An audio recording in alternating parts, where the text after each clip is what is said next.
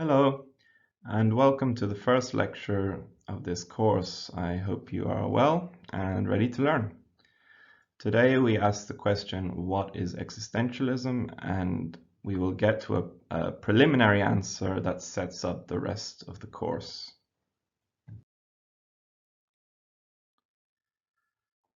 A short but rather unhelpful answer to this crucial question is that it's complicated. Existentialism does not have a clear-cut and fairly uncontroversial definition like other domains and disciplines might. For example, epistemology as the theory of knowledge, or even phenomenology as the study of phenomena. And existentialism does not even have a clear set of authors. Some authors have unequivocal existentialist thoughts and insights, but with others it is less clear, and some, for example Camus, even reject the label. Also, there are authors, for example Gabriel Marcel, that were known as existentialists but have rather fallen away over the years. Nevertheless, in designing this course, I have picked those who are the main figures in this discipline and movement. It is necessarily a selection, but I hope most will agree that these are the most well-known and significant, the most clearly existential. This is because they all share and deeply engage in dominant signature existential themes, which I will mention now and which we'll constantly return to as we progress.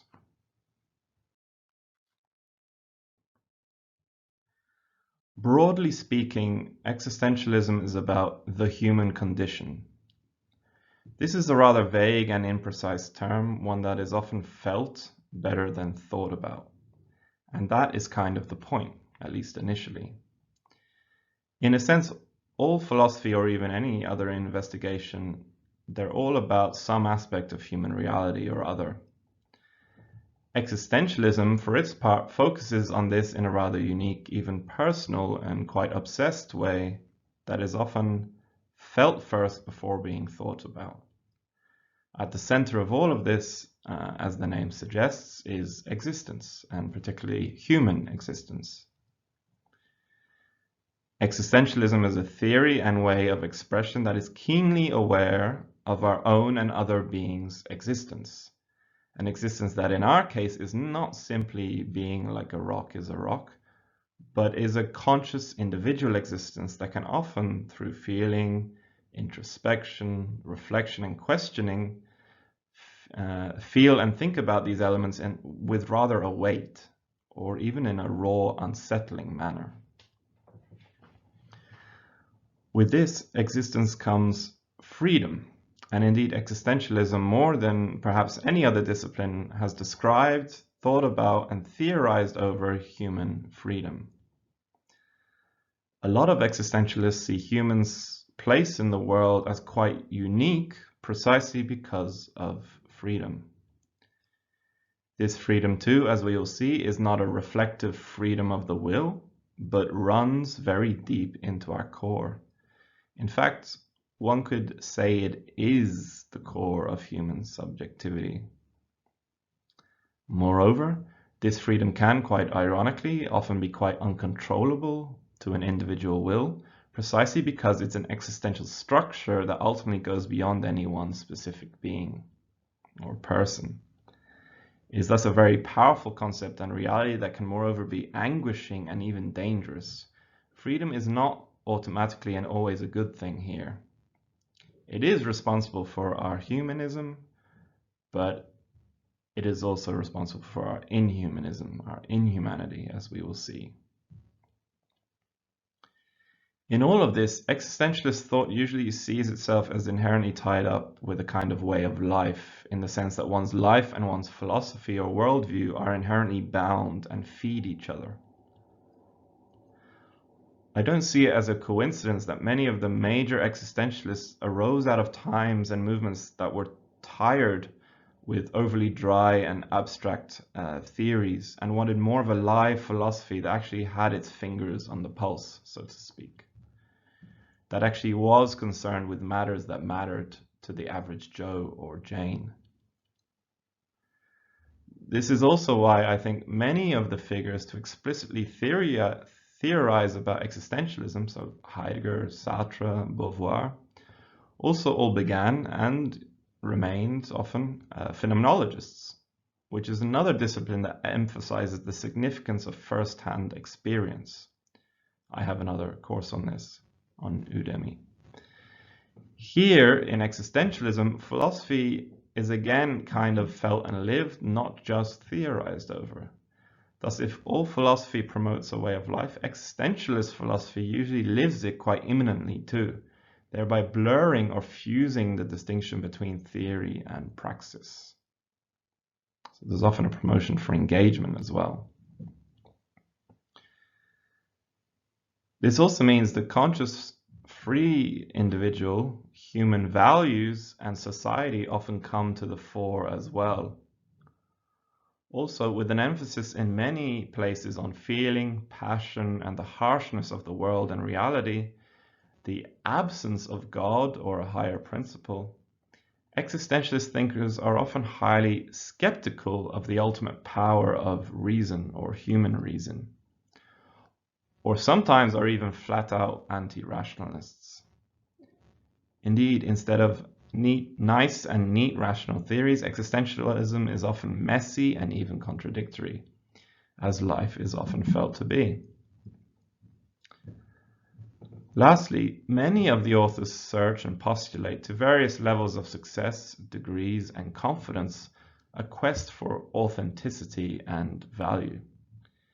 If values are often convoluted and subjective from this perspective, if there is no higher being or reason to guide and secure us, and if we are only here a short time before we all die and return to nothingness, then it is up to us and us alone as individuals and societies to determine what an authentic human life might consist in.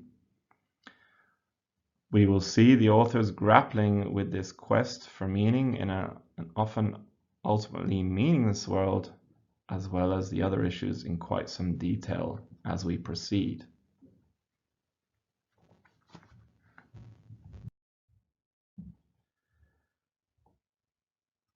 Existentialism appears, or at least has its roots, in two main domains or disciplines, philosophy and literature. It has been so powerful and influential that it has spanned out into all parts of human life and society, not least in art. But here, as an introduction, we must concentrate on the main seeds and powers and sources. I will thus take an author-centered approach from both philosophy and literature. There will be 8 authors, a lecture on each one. Some existentialists wrote only, although admittedly often in a very literary way, they wrote only philosophy, like Kierkegaard, Nietzsche, Heidegger.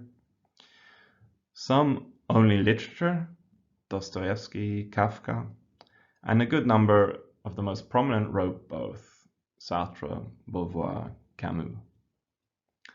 Although I will stress the overlap and the mutually beneficial relation between existentialism in philosophy and theory, and existentialism in literature, even a synergy between the two, here I may briefly and simply state that the two sides of this existential coin differ because philosophy is primarily concerned with concepts and arguments, whereas literature is primarily concerned with characters, images, and narratives. Thus, if I want to talk about freedom, for example, in philosophy, I will define it, say what it is, and provide arguments and evidence as to why this is the case and why it is significant. In literature, I will create and take a character and situations that we can imagine, and we will see how freedom manifests itself and plays itself out through the characters, the situations they're in, and generally the story and the narrative. Thus, even with this simple example, one can see how the two domains tackle two crucial aspects or angles to the same ultimate thing. And thus, it is unsurprising that existentialism, with its heart set on understanding human existence and reality, naturally took both approaches.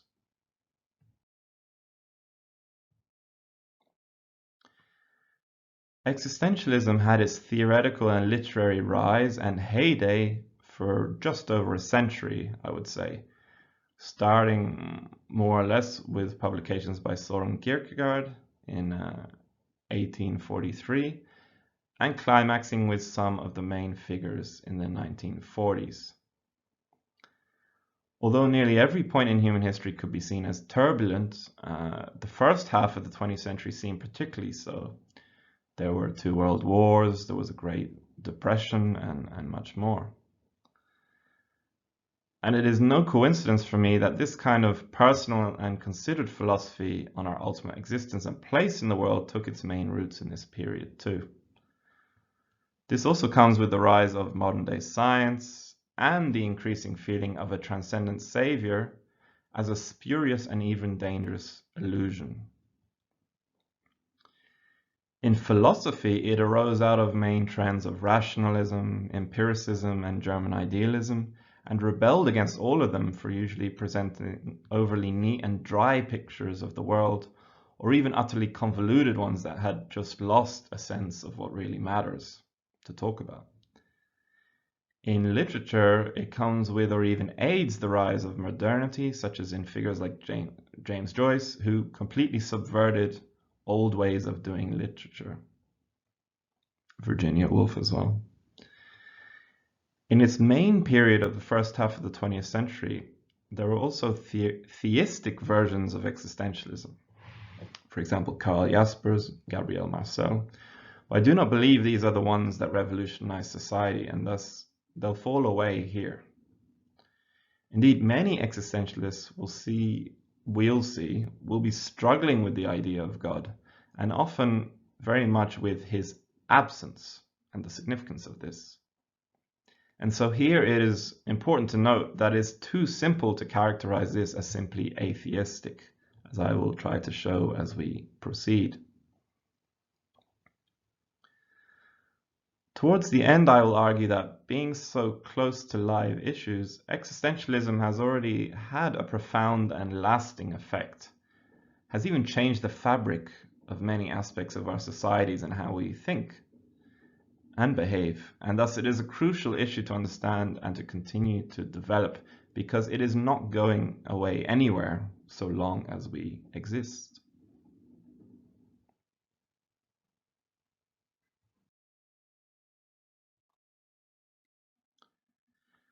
The overarching aim of this course is to give you a solid and interesting introduction into existentialism by explicating its main elements, claims, and foci.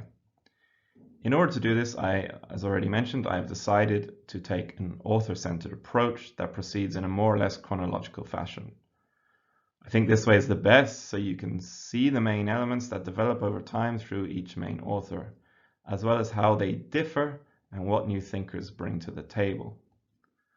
Of course, being an introduction, I had to be selective, and so I have left out some authors that, although I think they are very significant, then and now in existentialism, they are less often considered as so and are thus a bit too marginal to include in an introductory course, which should also not be overly long. I list a few intriguing thinkers and authors here that I've regrettably left out, and of course there are others. You are free to look them up. This course will be taught primarily through lectures like this one, and the length will be varied depending on how long it takes to cover the main points. I will have a few recommended readings at the end of each lecture, which you can pursue if interested, as well as a small quiz for each one in order to help you retain some of the main basic points. It's important to do the quizzes as well.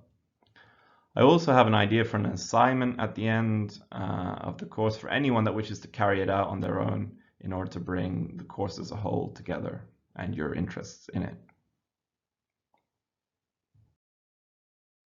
So yeah, here are the recommended readings for this week. Thank you very much for your attention, and see you next time with Kierkegaard.